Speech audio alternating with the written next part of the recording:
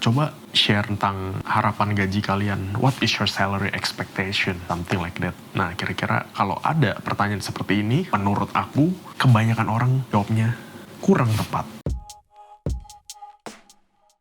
Hai guys, nama gue Fasa. Gue seorang regional sales manager di Singapura, di suatu perusahaan multinasional. Aku selalu berbagi melalui channelku ini tentang cara kerja di Singapura, dan cara melamar kerja, dan info-info pekerjaan lainnya. Nah, khusus di episode kali ini, aku menerima banyak DM dari kalian di Instagram aku bahwa, Kak, gimana sih caranya supaya bisa wawancara kerjanya itu sukses. Ada berapa yang sudah dapat panggilan wawancara kerja di Indonesia, khususnya di beberapa perusahaan. Mereka sering nanya ke aku, kenapa aku buat video tentang wawancara kerja ini? Karena aku berkarir mulai dari 2007, 2008, sampai 2021. Wow, hampir 15 tahun aku menjalani jenjang karir di Indonesia dan di Singapura. Nah, berdasarkan selama 15 tahun itu, aku banyak pindah-pindah perusahaan juga. Jadi aku punya banyak pengalaman yang bisa aku bagikan, dan sudah melalui banyak jenis wawancara di berbagai perusahaan. Kadang ada yang jawaban aku salah, adanya jawaban aku benar. Nah, untuk itu aku mau berbagi pada kalian supaya wawancara kerja kalian lancar.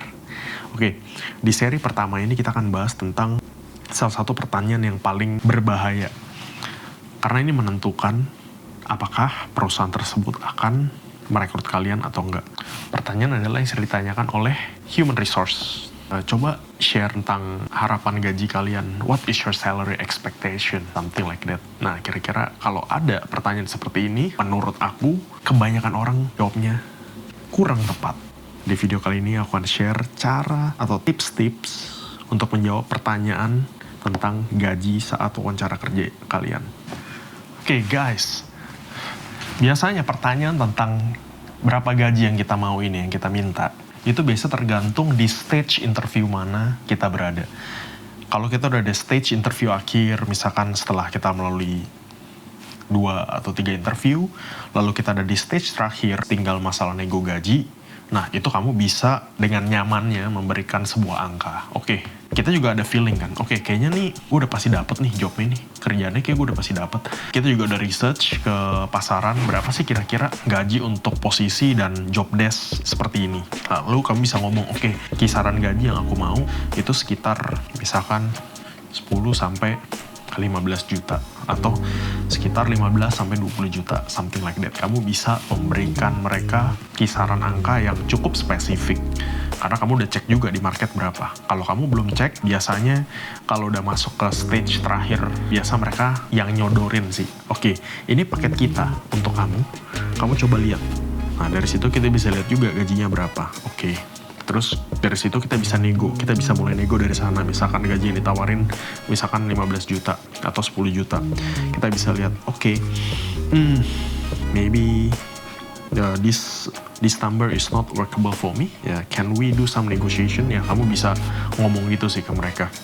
Bisa gak kita nego? Apakah ada ruang untuk negosiasi? Something like that. Nah, itu kalau kamu ada di stage akhir. Nah, yang kebanyakan itu adalah ada di stage awal pertanyaan gaji ini. Ada di interview pertama, awal-awal interview, atau interview kedua. Nah, biasanya di awal nih, waktu kamu lagi interview dengan user atau dengan supervisor, mereka udah mulai nanya, berapa sih kisaran gaji yang kamu harapkan? Nah, di stage ini adalah stage eliminasi. Jadi kalau budget mereka untuk rekrut orang baru ya, untuk karyawan baru, budget mereka misalkan cuma 10 juta atau 7 juta per bulan. Tapi kamu kasih harga melebihi budget mereka. Misalkan budget mereka 7 juta, kamu kasih harga 12 juta. Bye-bye. It's totally out. Kamu gak bakal dipanggil lagi. Karena itu tahap eliminasi. Nah, biasa itu sebenarnya tujuannya untuk eliminasi ya. Misalkan yang apply ada 1000. Nah, dia mau cek dulu nih, berapa kandidat yang ada di range gaji sesuai dengan budget mereka. Kalau kamu terlalu jauh, bye-bye. Nah, jadi gimana untuk mengatasi pertanyaan tricky seperti ini tentang masalah gaji? Oke. Ini yang banyak orang nggak tahu dan banyak orang salah. Ini tipsnya. 1. Jangan pernah kasih sebuah angka spesifik atau angka tetap. Kita nggak tahu budget mereka berapa, bener gak? Kita nggak pernah tahu. Jadi kalau kamu kasih sebuah angka, kalau kerendahan, kamu rugi. Artinya kamu underpaid. Kalau kelebihan dari budget mereka, you are out, bye-bye. Kamu di luar budget kita. Jadi jangan pernah kasih spesifik angka, oke? Kamu kasih range, tapi range-nya jangan terlalu sempit, range-nya lebar. Contoh, boleh nggak jelasin dulu detail pekerjaan itu seperti apa sih? Dari situ mungkin kita baru bisa kasih gambaran berapa gaji yang kita harapkan. Satu itu. Kedua, kalau mereka nge-push lagi, ya jobnya kan kamu udah tahu ada di vacancy. Jadi kamu tinggal baca aja job desk-nya. Oke, biasanya mereka neken kita ya untuk kasih sebuah angka. Oke, kita tanya lagi. Sebenarnya saya belum terlalu yakin ya gaji untuk posisi dan tanggung jawab ini seperti apa. Bisa nggak kita ngobrolin gaji nanti setelah proses interview normal? Nah, artinya kamu jual value kamu dulu, kamu nunjukin dulu nih, oke, skill gue ini, kemampuan gue seperti ini, biar mereka nilai, oke, baru ngomongin gaji. Jadi gaji kamu coba push ngomongin gaji di terakhir. Tapi ada perusahaan-perusahaan yang mereka nggak mau pusing, mereka mau kamu decide gaji yang kamu harapkan di awal berapa. Nah, untuk perusahaan seperti ini, biasanya adalah, taktik aku adalah, oke, kita pakai range yang sangat besar.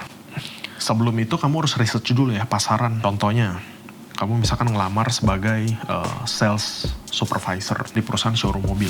Nah, kamu harus cek dulu pasaran berapa sih.